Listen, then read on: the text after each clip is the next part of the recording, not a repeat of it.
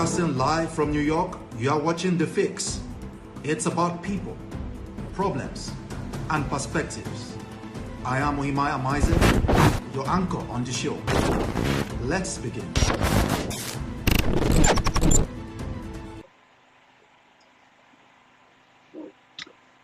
Good evening and thanks for joining me tonight. I am Ohimaya Maize and you are watching The Fix, broadcasting live from New York. Before we get to the main interview tonight, let's begin by taking a look at some of the issues that trended on social media this week. Joining me in this segment now is Bonario Nags, Brian Dennis. Hello. Hey guys, how are you doing? And May Beko. May Beko will be joining us shortly. So what's been happening in Nigeria this week? A lot has been trending, but I want us to just take a quick look at the issue of the journalist, the Channels television journalist, and the wife, who the governor of Benue State had to mediate in their issue that was trending on social media this week. Let's take a look very quickly at the video of what she said moments after the governor of Benue State intervened in that issue. Let's take a look, and then I'll come back to you guys. First of all, I sincerely want to thank the government. He's a father, in the midst of your busy schedules, you've made out time to talk to us and advise us. I've taken your counsel, sir, and going forward, I intend to make my marriage work. I accept your apology, my husband, and to my people in Imo State. We were not happy about what happened at all. I please also want to plead with you to forgive my husband. I can't hear. I don't know if I'm the only one that can't hear. I also want to thank you. Or you can't hear what she's... Yeah, I'm not even seeing the video. I don't know if I'm the only one experiencing that. Bonare, can you see it? No, I can't see the video, but I could barely hear her, though. No, not okay. My husband, and this time I need your prayers for my family and my children. We have yeah, I can hear her, but I can't see the video. Okay, I can hear her now, but I can't see the video. Well, no problem. Okay, but essentially, the governor mediated in that issue, and she's saying she's ready to make her marriage work. What do you guys think? I saw a couple of comments on Instablog yesterday. This is the most useless and insensitive step a state government will be taking instead of them pressing charges to curb domestic violence. That was a comment from Dr. Expensive on Instablog. Yes, but what do you guys think about the governor getting involved in this issue? I think I will allow the married ones go first.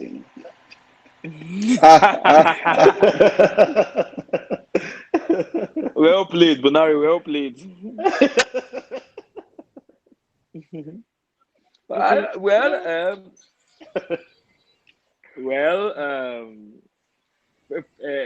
Personally, I got more information regarding the couple, and it's not a pleasant story at all. You know, in Abuja, we all know ourselves, and eventually gist travels, and we hear inside gist of stuff.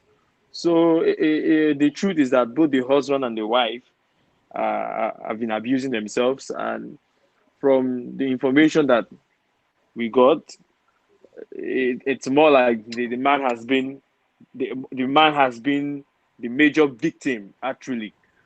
But regardless, it's the woman that went on social media to cry that her husband was beating her even after she did cesarean section and everything. So the man had to face the wrath of social media.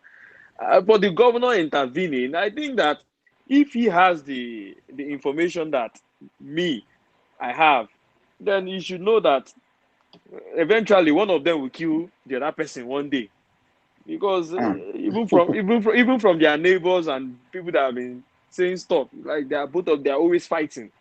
So you cannot ask two people that are always fighting to go back home and resolve their matter. It's right, especially when one of them has come out to report the other party. No matter how you can say yes, the issue has been resolved, I think the man has that sense of this woman went on social media and it is going to affect him. People are calling for Channels TV to sack him, which they have not, and I strongly believe they will not because they have more information than we. They have more information. So I think that what Otom should have done, what the governor should have done was to call it to. I mean, he could have amicably advised them to separate, to end their marriage peacefully. He can even provide some kind of financial support for the woman who will Yeah, definitely need it more. are you advocating for the end of the marriage? I'm advocating for both of them to remain alive. We all know how how Miriam Sanders issue turned out. Hmm. The family came in, resolved the issue, and the husband went to sleep on the same bed with his wife, and she woke up in the midnight and stabbed him to death. And that was the issue. So when things get heightened like this, even if they don't have to annul their marriage, at least they should take some time apart. That's what I would Right. advise. When things have gotten this messy, the couple should take some time apart But and Nario, rediscover yeah, yeah, that's what I think. okay, well said, Brian. But Bonari, I'm curious to know what you think about what's going on. Okay, first I would say when I saw the news trending, we've come of age on social media not to like jump on the bandwagon, especially when the news is trending newly. You need to give it like up to 2 days, 48 hours to get the real deal. Right. And that was what happened. I got to learn that the both of them have been beating each other all this while. Well, somebody was bold enough or was smart enough to come to the Ministry of Social Media Justice. you know, So and everybody were blaming the man, till people like us got to get the details. First and foremost, from experience, not my own family experience, but from my instances like this, there is a point of no return. They've gotten to that elastic limit. You understand? Mm-hmm. They've gotten to that, not just on this occasion, on several occasions. Right. Brian was saying, like I said, I wanted the married ones to go first. Like Brian was saying, them being alive is more important than them being in this forced union. There wasn't even a space for them to even like have a break. There should have been, even in the mediation process, everything was so hasty. Right. Everything was so hasty. You'll be forced to ask if the governor had another interest in the whole thing. And the whole issue. Okay, I'm going to have to cut. I'm going to have to cut you at this point and quickly bring in John Coach, who is joining us from California, United States. John Coach, we were talking about what happened this week about the governor of Benue State reconciling a married couple who had a fight. But we move very quickly from that issue now to the Hennessy Cypher 2020 that was trending yesterday. A lot of people are curious to know, and I would like to know, who do you think had the best lyrics yesterday? MI had some very good lines that were trending yesterday. I'll quickly play a clip from that, from the Hennessy artistry, from his performance. Let's take a look. Aye, this is the moment. So if you were planning to drop today, please postpone it. M is rapping, and you know what happens when I zone in. Mouth foaming from body shots to your abdomen. Maybe I should call this verse atonement. Me and Hennessy, we reconnected like cellulars roaming. Back when I blew up like Ikeja Cantonment. We started this legacy, and I pray that it don't end. Me and VEC handled our business like a grown man, so the fans can stop beefing like Sega Link and the Coven. And by the way, we all should be feminists. No man should be offended by women empowered and outspoken who try to fix a country that rapes them and leaves them broken. We should fight for all our women instead of trying to provoke them. You see, Black Lives Matter, they really do, you see. All my life I've been going crazy, sort of like Jodeci. When I saw George Floyd, it was like I saw my own bro deceased. And Okay. Very quickly, in 1 minute, what do you guys think? Because we have to go to the next segment of the show. What do you guys think? Yeah. Do I go first? Yeah, go first. Well, as an artist and as a rapper, I have to say what MI did with that 2 minutes is brilliant. MI summarized everything that's happened in Nigeria the past year in politics, in civil rights movement, in the internet. By internet, I mean the Twitter, the back and forth. He summarized everything in 2 minutes. And of course, he actually laid to rest the beef between him and Vector. So just cut the short story long, what MI did was brilliant. MI has always been a brilliant rapper. I've always been a big fan. MI is brilliant. There's no way to say it. It's a rap way. He did try. All right, I'm so sorry because of our time. I have to let you guys go now, and hopefully next week we'll create more time for us to have a very interesting edition of Banter Square on the Fix with Ohimai. Thank you, John. Thank you, Brian, and thank you, Bonario, for joining me today. And see you guys next. I'll see you guys next week. All right, thank you for having us. All right, bye. Bye. Okay. Nigeria's President Muhammadu Buhari on Wednesday said he was disgusted by the international coverage of the NSAS protests. President Buhari criticized CNN and BBC for allegedly not rendering a balanced reportage of the protests. This is what he tweeted. Quote, "I was disgusted by the coverage, which did not give attention to the policemen that were killed, the stations that were burnt, and prisons that were opened." Unquote. Part of the tweet he tweeted on Wednesday evening.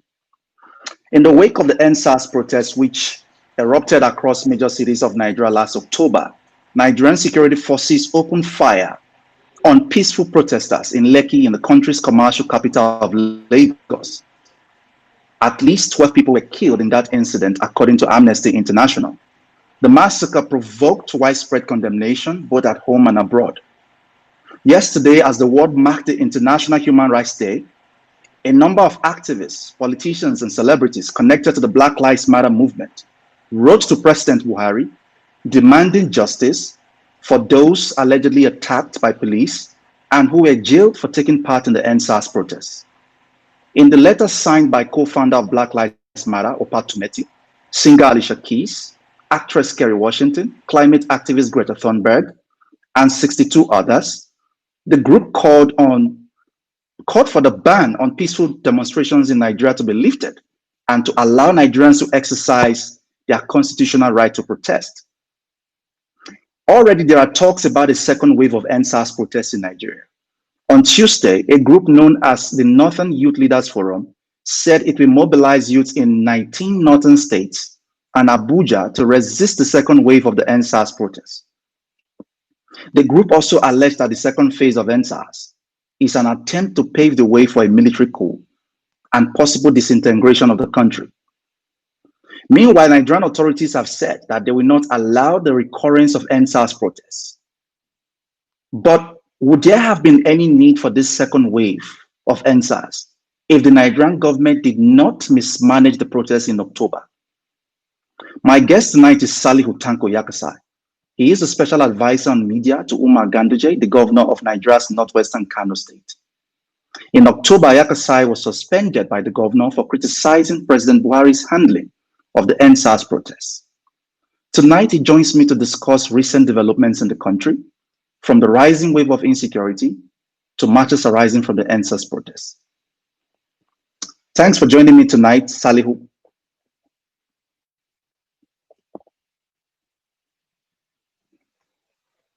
Seems we're having some difficulty having him join us at this point.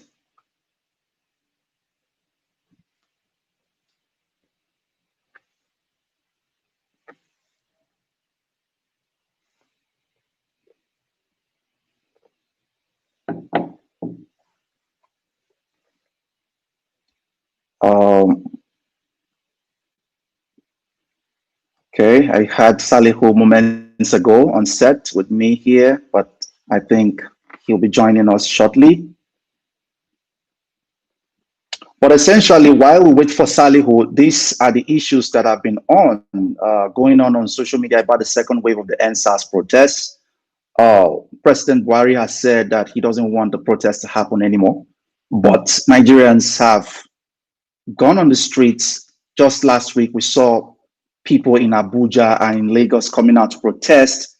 And what does all of this mean for the future of protests, civil society, young Nigerians wanting to express themselves in the future? Looking at what happened in Lagos, are there concerns that what happened in Lagos is going to happen again? So I think I have Salihu joining me now.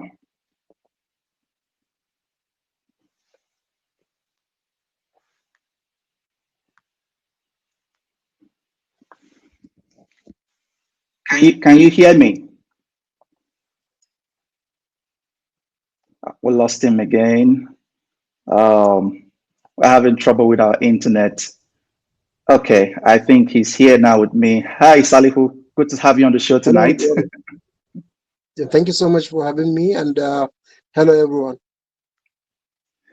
Yes, great. So before I brought you on, I gave a background of recent events, especially about the NSAS protests in Nigeria. And first, I wanted to ask you, you were suspended in October by your boss, the governor of Kano State, because of your criticism of the president's handling of the protests. I just wanted to know, and I'm sure some of our viewers would like to know, were you afraid of losing your job? How did you react when that happened?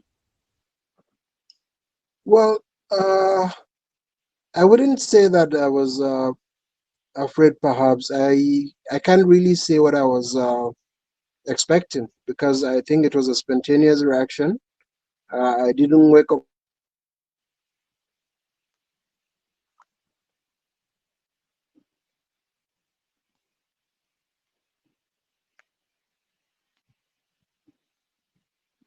Oh, I think we lost him briefly again, but I hope he's able to reconnect and rejoin us.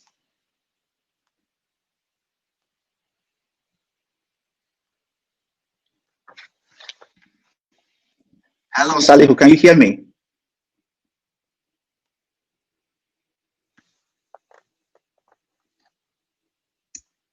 Okay, so we lost him momentarily. I hope that the internet in Nigeria will get better and we'll be able to have this kind of conversations. These are very important conversations about. Hello? Okay, so glad to have you back. I was just saying that I hope the internet in Nigeria will get better so that we can have conversations like this regularly. I pray it does, and I'm sorry for the poor network. It's out of my control, so I just have to manage. Yeah, I understand. Yes. Please go ahead. Yeah, we lost you at some point speaking about you were not sure what you were expecting. It was a sudden, spontaneous reaction, but yeah. Yeah, so and the reason, what the background to that was that, like I said earlier on, I was part of Occupy Nigeria protest. I think it was in 2011 or thereabout. And then at that time, if I'm not mistaken, uh, Kano was one of the first cities to came out on the streets fully and participated in that particular protest. And I was there on ground, and I know how we started. I think we were less than 20 at around 11 a.m. when we came out to the streets to start the Occupy Nigeria protest. So I know how it grew and how few days later it engulfed the country. I think for about 11 days, the country was basically grounded. So I have that experience with me, and I know how these things can easily escalate. That's on one hand. On the other hand, I've also seen a number of uprisings around the globe, and I know that some of the times people just need one reason to come out to the streets, and then there will be multiple of reasons that will keep people on the streets, and then of course after that there will be interference and other ulterior motives that will find their way into the protest, and then before you know it, your country is engulfed in one major problem. So I think that was what was really in my head at that time, and what I felt the government needed to take drastic action so that they can try and address the problem and try and, as much as possible, to see that the protest has come to an end peacefully. Right. Just on Wednesday, the president from his official handle tweeted that it must be said that foreign press Hello? coverage of. Can you hear me? Can you hear me? Hello? Yes, can you hear me? Hello? You can't hear me? Hello? Hello? I can hear you. I think you have to log off and log back in.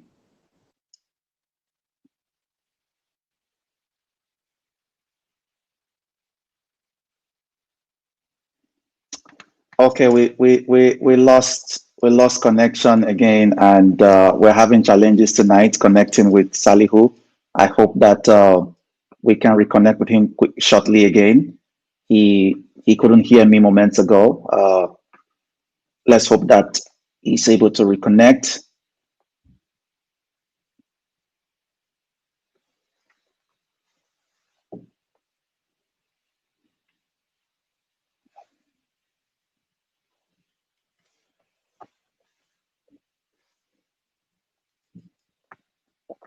Hello, Salihu. Are you able to join us again?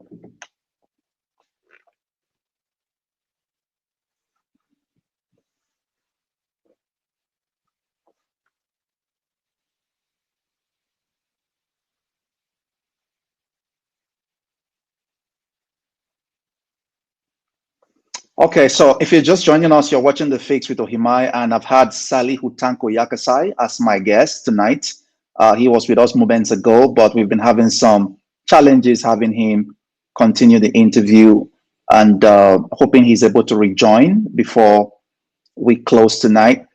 And the conversation has been about NSAS, the second wave of NSAS, what it means for the future of this country. Why did we need to have a second wave? If the first protests were properly managed by the Nigerian government, there probably would not be need for the continued agitation that is going on right now.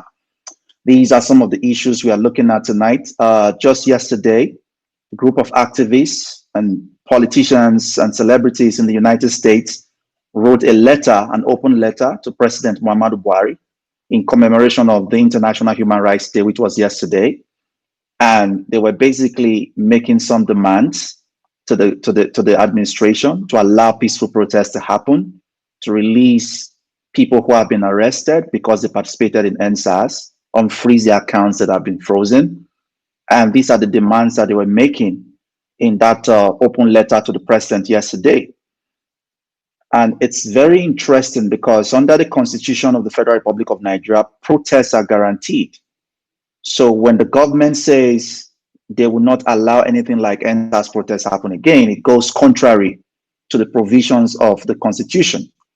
It is an infringement on the rights of Nigerians and their abilities to express their civic responsibilities and their rights. So it's a contradiction of democracy that citizens in a democracy are not allowed to protest. They are being shot at. They are being prosecuted in courts with all sort of claims and different type of allegations coming up. And it's really unfortunate that this is happening at this time in Nigeria. And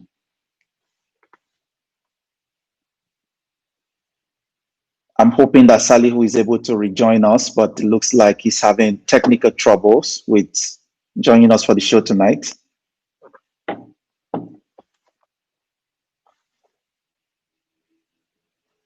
But yeah, speaking about the second wave of NSAS, just last week, there were protests in Abuja and even in Lagos. We'll take a look at this, this video, which was tweeted in the course of one of the protests last week.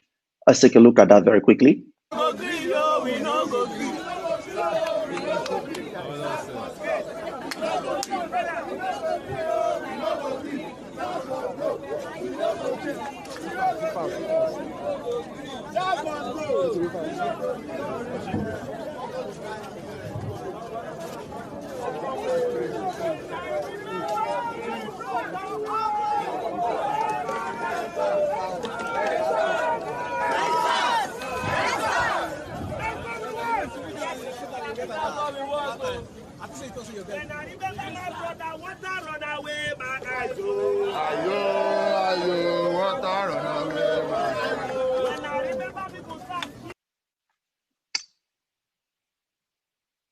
Okay, so yeah, that's a clip from the protest, the NSAS protest, the second wave of the NSAS protest that happened in Nigeria.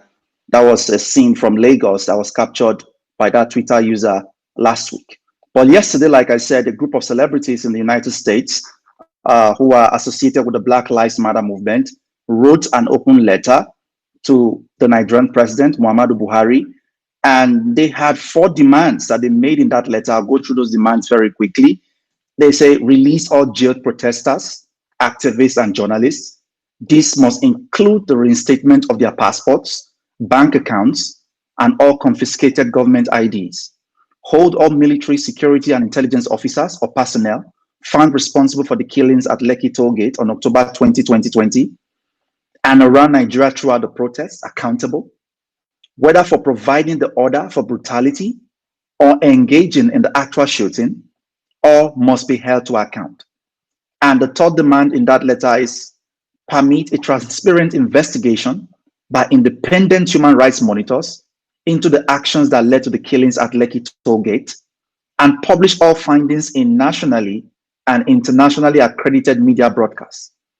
And then they have the fourth item listed there, lift the ban on peaceful demonstrations all throughout Nigeria to allow Nigerians exercise their constitutional right to protest. These were the 4 demands made yesterday by that group, a group of American activists and celebrities and Nigerians in diaspora under the aegis of the group known as Diaspora Rising. They made those demands yesterday in an open letter that was published in the New York Times. But the question is, for a president that is currently attacking CNN and BBC in tweets on Twitter, whose government has come out to discredit an investigative report carried out by CNN, which showed clearly that Nigerian soldiers fired live bullets at peaceful protesters in Lagos on October 20. Is such a president willing to listen to this type of demands? So these are serious issues that we are looking at today. Salihu, you're back. Are you able to hear me now? I think I can hear you now. Okay, great. Great to have you back. So so we continue very quickly with the interview while we have the time to do that. So the president's tweet on Wednesday, it must be said that foreign press coverage of the NSAS violence was not balanced, especially from CNN and BBC. I was disgusted by the coverage. We did not give attention to the policemen that were killed, the stations that were burnt, and prisons that were opened. If you were the media handler of the president, would you allow this type of statement to be tweeted with the president's official handle? Does this not diminish the office of the president? Well, to be honest, I cannot speak on that, as I do not know the circumstances behind their reason for tweeting that. I do not know the facts or the reasons that they have behind the scenes that made them to tweet that. However, I think generally there are a lot of concerns, basically, on reportage of serious issues like this generally, and I think one has to understand how the media of today works. The media of today is mostly driven by is more or less like a business, and to be honest, they are always looking for news that would get attraction, that will get the attention of people and things like that. So to be honest, they are always trying to get news that that will become a headline and so on and so forth. So I think if you are in the media circle, especially in government, you have to be able to understand that perspective of the media of today, and then see how you can handle situations like this. Well, I'll let you go on that because you are not the spokesperson of the president. But I'll move on to what happened yesterday. A group of celebrities and Nigerians in diaspora in the United States who are associated with the Black Lives Matter movement, they wrote an open letter to the president yesterday, and they made 4 demands. And I just read those demands before you came back on. Part of those demands include freezing the accounts of those who participated in the NSAS protests whose accounts were frozen, releasing those who have been arrested and are being prosecuted by the Nigerian government, and allow peaceful demonstrations to hold in Nigeria. Are these demands realistic demands that this group has made? What do you think? Well, to be honest, I think for me personally, I think there's need to be able to separate some of these demands. Of course, on one hand, everybody has a right to peaceful protest, but unfortunately, from the way the NSAS protest ended, everyone knows that it ended violently, and sometimes in some places with the loss of lives. So it's very, very important to be able to understand how one, on one hand, wants to exercise his right to protest peacefully, but on the other hand, also the need to ensure the safety of others, the majority in terms. So it is on the it is on the there's need on the organizers to be able to ensure that there's it remains peaceful as it is intended, and no lives they should make sure that no lives are lost in the protest of their in the cause of their protest. That's on one hand. On the other hand, if there are, for instance, in the instances where arrests were made, if there are any uh, uh, if the laws were broken, then I think it's on the part of the government or the police to be able to come to the public and say that, okay, so laws were broken by so individuals, and this is why we are arraigning them in the court, so that people will be able to know for themselves that yes, a crime was committed. You know, basically, communication is very, very important. You know, in everything that you do, in every aspect of life, particularly in government. You know, communication is very, very important in the sense that it tells the rest of the world that this is why social decisions are being taken. At least if you put the facts out there, then those that are willing to see things objectively, you know, can see that yes, there's legitimacy in the particular course of action that the government has taken. But in the instances whereby there's no explanation, there's no communication as to why these decisions are taken, then there are bound to be consequences. You know, there are bound to be reactions, negative ones, of course, to some of these decisions. So I think, by and large, we need to know the reasons behind some of these arrests, and you know, there's need to be able to let the public know the reasons. You know, facts, not just they participated in NSAS on this particular issue, and that is why they are being held. Specify what the crimes are or what the issues are, you know, with facts, and then let the people judge you according to that. Okay, there's been talk about the second wave of NSAS, and last week we saw some of those protests even in Lagos and in Abuja. But on Tuesday, a group that identifies itself as Northern Youth Leaders Forum said it's going to mobilize young people across the 19 northern states and Abuja to resist this attempt that it called an attempt for him to pave way for a military coup and to disintegrate the country.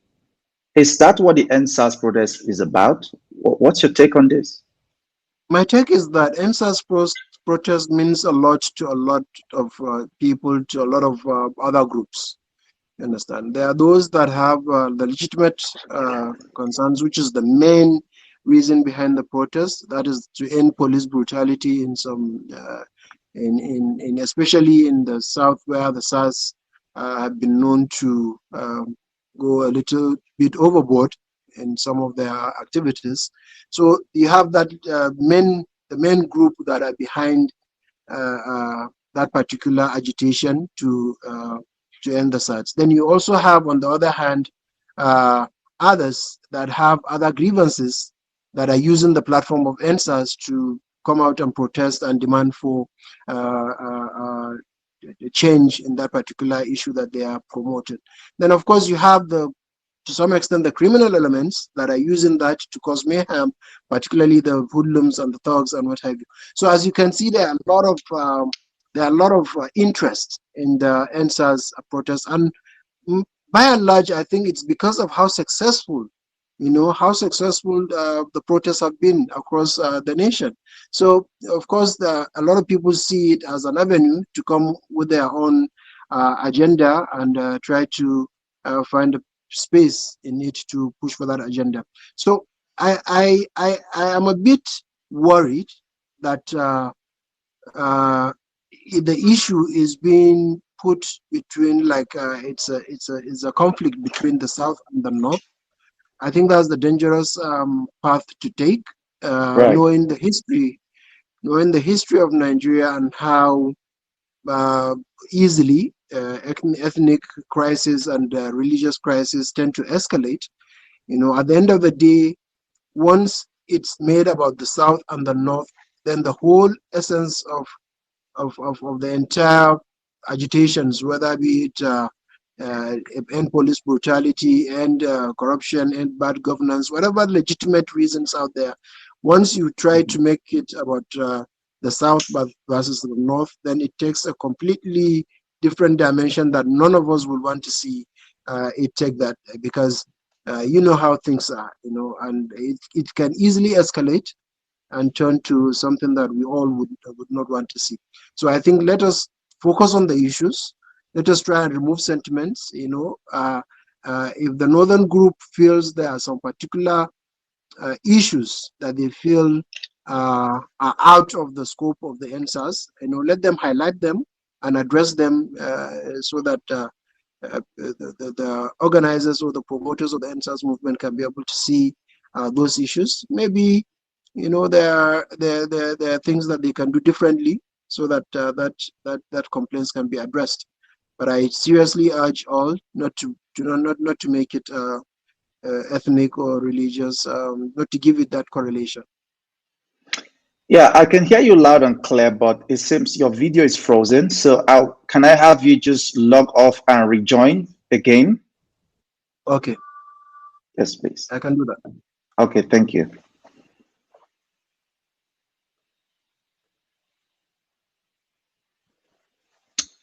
Okay, so let's have.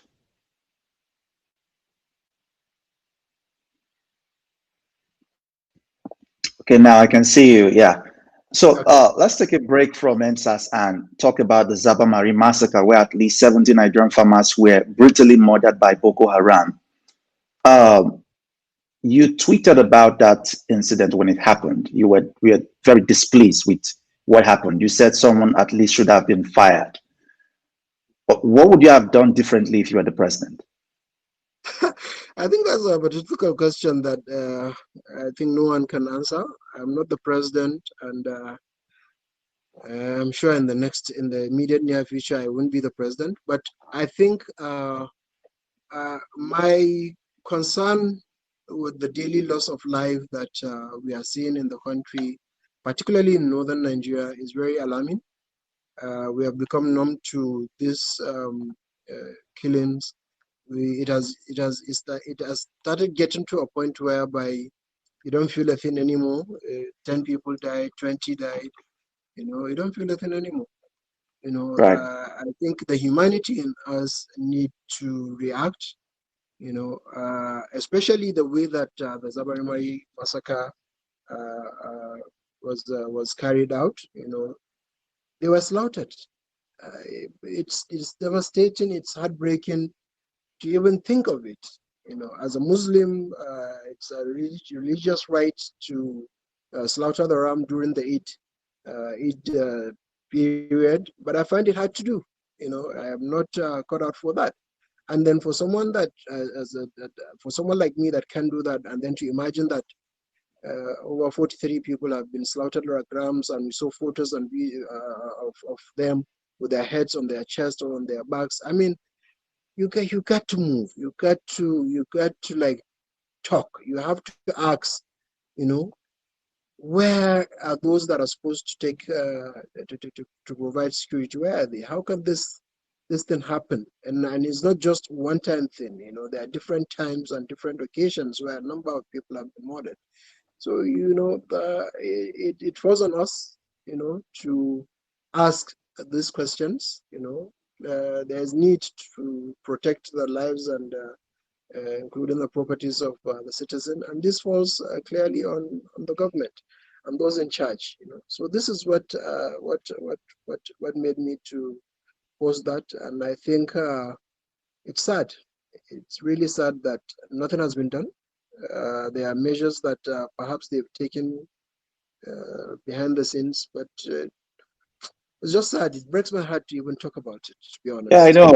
It's really sad. I mean, everybody was devastated when that happened. And there's been a lot of calls for service chiefs to be fired because people feel that it's going to probably, change the situation of things. You also called for that you said, at least you alluded to that in your tweet, that nobody has been fired about this. Do you think the firing the service chiefs would change anything? Well, I want to believe some changes, the hierarchy of the military will give the perception that there's a new direction or a new course that's been shared by the government. I want to believe this is a general understanding that if there are some changes, that will perhaps be able to change the situation on ground. But on one hand, people want that to happen, but on the other hand, are we really just wanting the service chiefs to go, or are we really looking for a way for this insurgency and the insecurity to end? Because if you want the insecurity to end, then there are a lot of other things involved. Kano is one of the states that is very peaceful. Alhamdulillah for that. We thank God the Almighty. I was going to ask you about that, so I'll come to that after this. So let's just go on. Okay. So there are a lot of that. The point I wanted to make is that there are a lot of things that need to be taken into account. It's not just about sacking the service chiefs and doing some changes at the top of the military hierarchy. There are a lot of other things that need to be put in place, a lot of other things. And perhaps maybe when you come to the issue of Kano, I'll be able to highlight some of the things that we have done in Kano, as a government, and see if these are things that can be replicated at the federal government level, or if they are doing it, maybe we do not know about some of these things, perhaps. Like I said, communication is key. We need to understand what it is that they are doing, and appreciate the ones that are working, and then perhaps to some extent, ask for changes in the areas that these things are not working. That's what I wanted to say. Yeah, last week I interviewed Undikato, a gender activist from Kaduna State, from the northwestern Nigeria, state of Kaduna, and she provided some insight and context into how some of these villagers in places like where the Zabamari massacre happened are usually caught between the brutality of the Nigerian army and the terror of Boko Haram.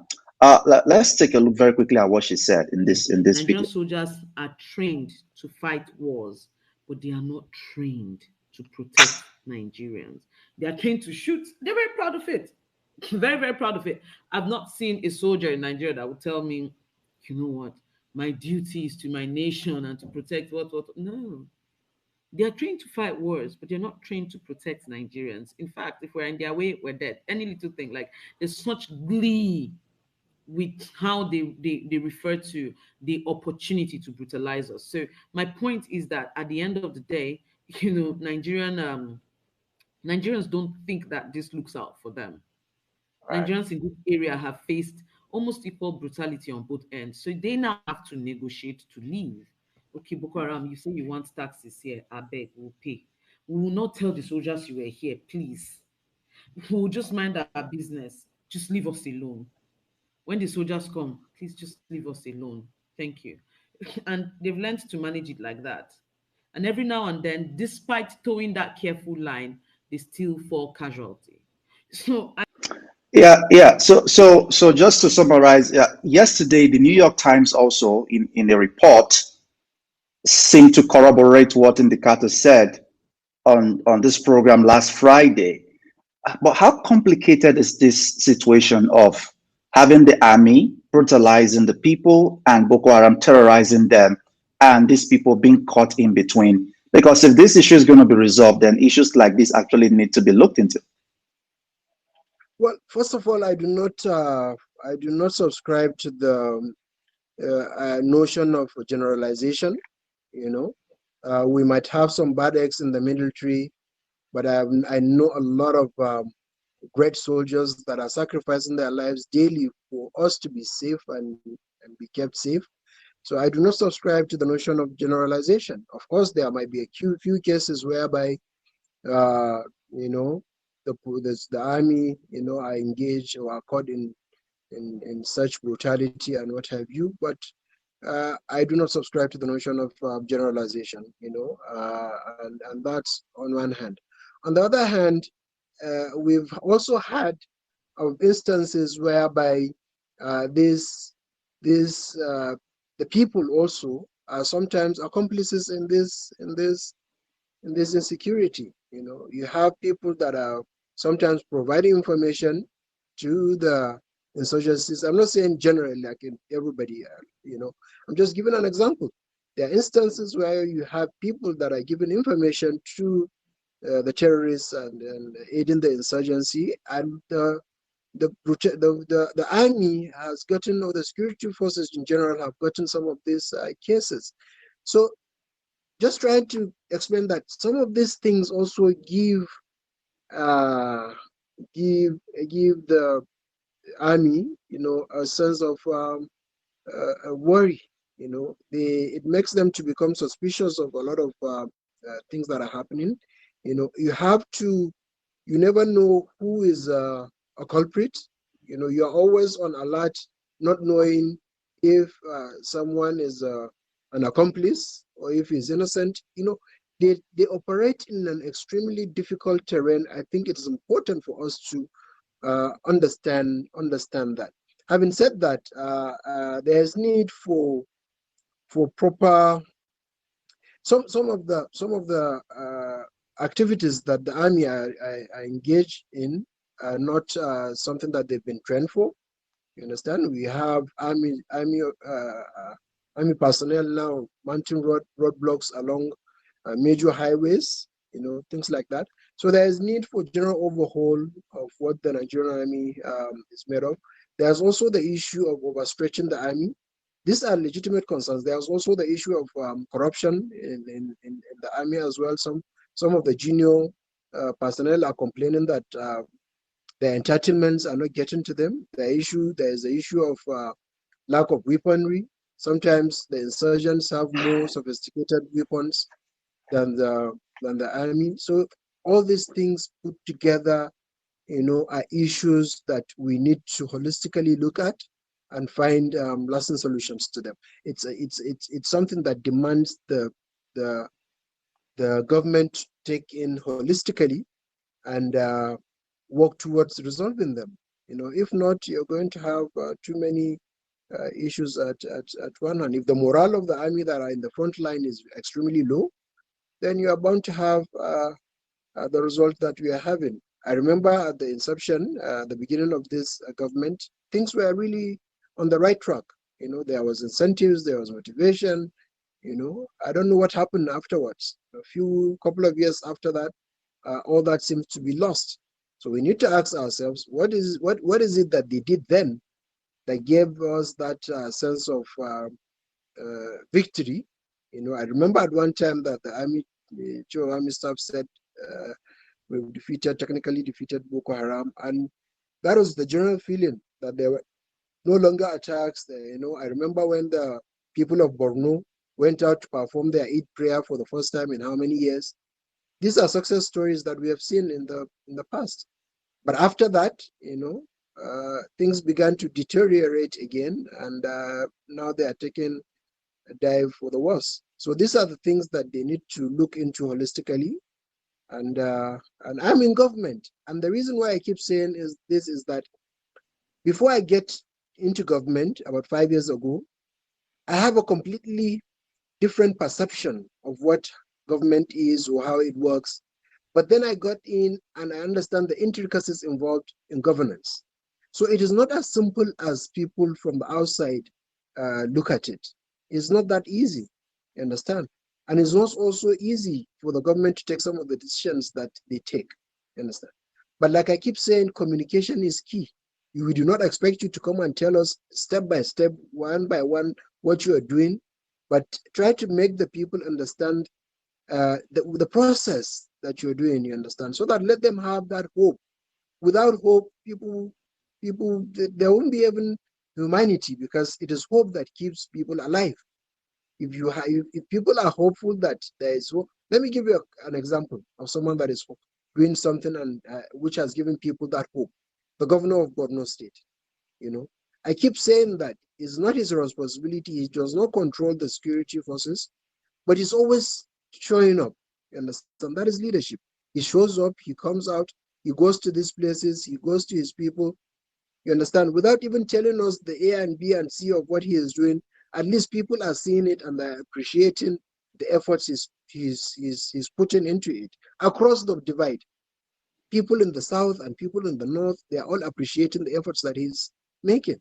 So this is a type of something that we need to see happening at the center, so that at least those in charge will be able to show us that yes, you know, they are in charge, and they have a plan, and even if it is not working, at least that will give hope to the rest of the country that at least they are doing their best.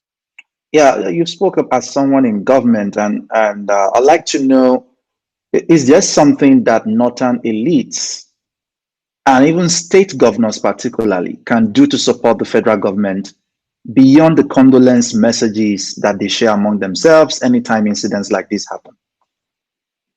Yeah, I don't know if it is. Is there something they can do that is concrete? Yeah, I think it's very important. They have a larger role to play. The federal government is at the center, while the governors and the states, you know, are what constitutes the federal government, more or less. You know, so they have a larger role to play, to be honest. You understand? And one of the ways that they can help the federal government, for instance, just like I've given an example with the governor of Borno, let me also give an example with my own state, Kano State. You know, the state, first of all, there is synergy between the security agencies in Kano State. There's synergy in the sense that they operate together. There's information sharing between them. There's no jealousy. There's no, you know, they are not fighting one another.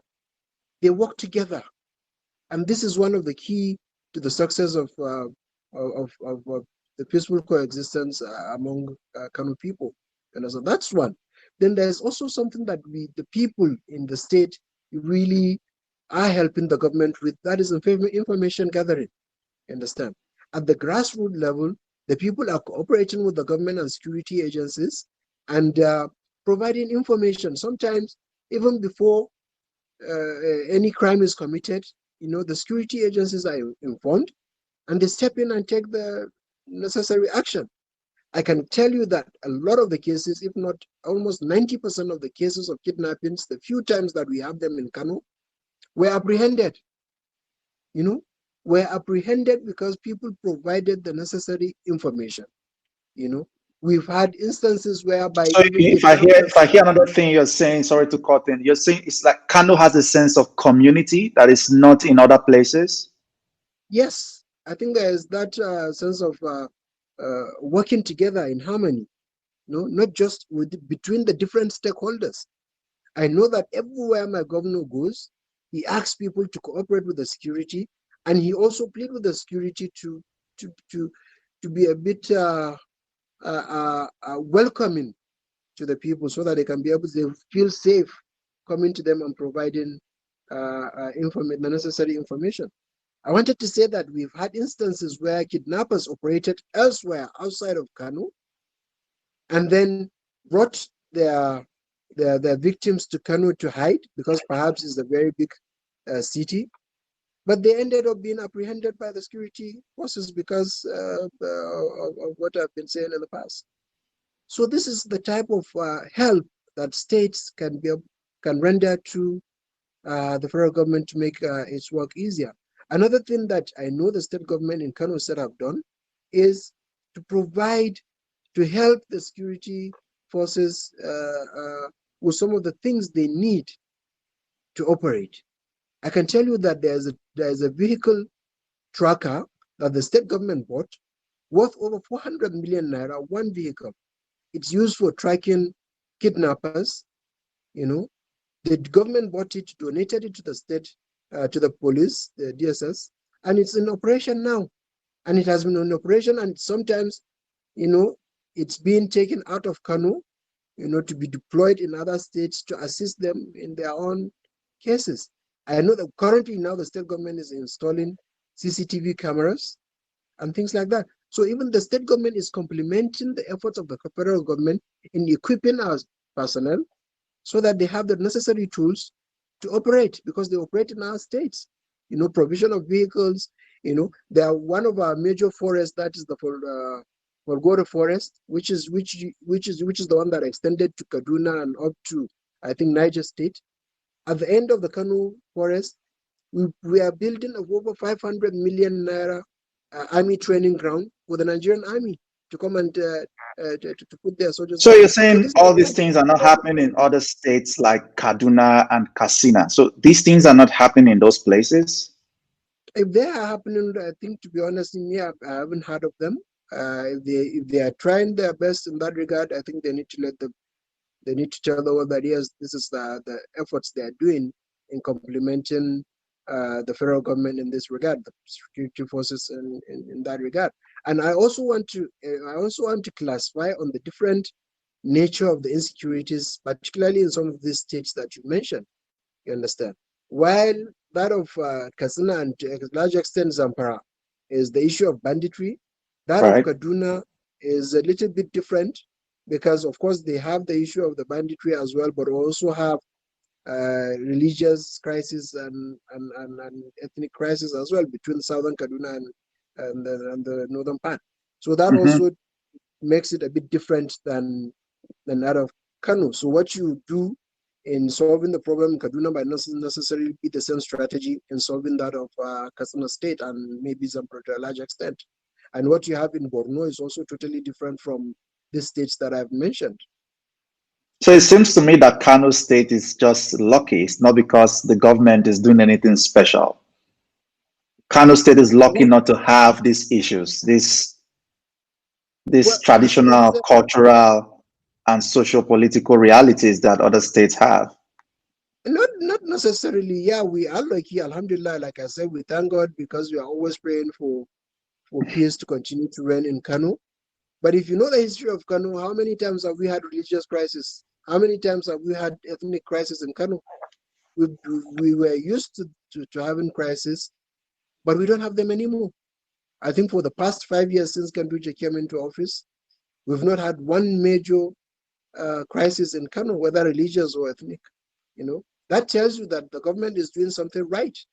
You know, I want to believe yes, luck played a role in it, but also the effort of the government also played a role in it, and the security forces as well. All the stakeholders, Okay. including the traditional rulers, are playing a role in ensuring that Kano is safe. And Alhamdulillah, we thank God for that. All right. Before we close, young people in politics and government, are we ready in terms of the reality in Nigeria right now as young people? Are young Nigerians ready to play a role in politics and governance? I don't What's your think we take? are ready. I don't think we are ready. Well, let me exclude myself because I've gotten to the stage where I don't consider myself a youth anymore. You know, by the Right. official definition of a youth. You know, but I don't think the youth are ready. And one fundamental thing that they need to get right, you know, is the unity. I cannot see how, you know, more than 70% of the population perhaps fall within the age bracket of who we can call a youth, and then the youth allow themselves to be controlled by few elders and elites. You know, that tells you that there is no unity. You know, they are not united in what they do. There's no, they don't like work together to get to the destination that they want to get. You know, once you begin to, I've participated in a lot of youth organizations and coalitions and what have you in the past. And one thing I can tell you that the moment you bring the youth together, issue of interest comes in, issue of godfatherism, issue of selfish interest and so on and so forth. They come in and divide the youth. So if you do not have a united front, how do you expect yourself to be in charge, to take over and to control? I think there is need to put our differences aside, come and work together and see how we can take over from these are grandfathers and parents that have refused to let to step aside and give us a chance. And another thing that I want to mention in this aspect is that when a youth gets into opportunity of leadership, you become the mirror of the rest of the youth that are out there. So what you do, by and large, has consequences on the rest of the youth that you are representing. So the few ones that have found themselves in government need to do everything. They have to sacrifice a lot to be able to stand out, to be able to say, if this is what the youth can do, we need to bring more of them in.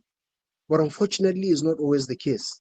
You find out that once some of them get opportunity, they tend to do worse than those that we are criticizing daily.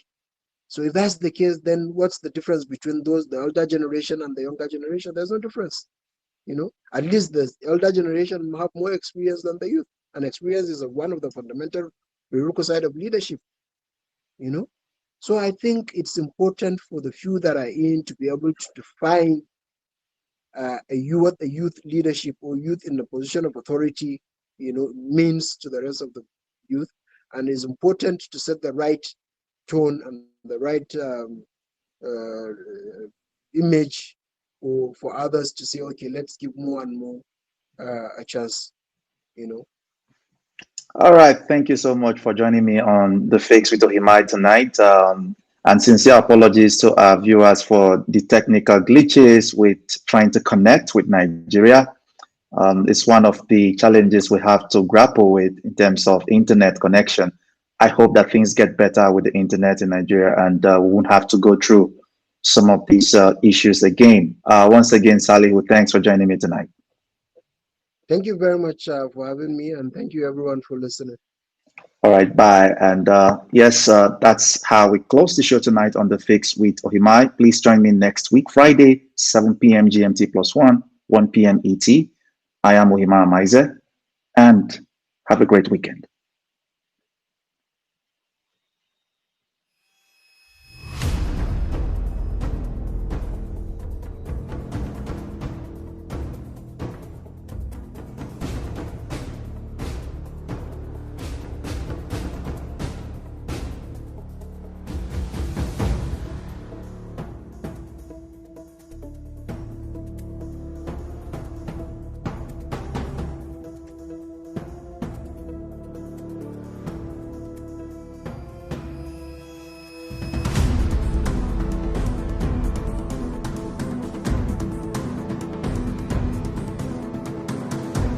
Broadcasting live from New York, you are watching The Fix.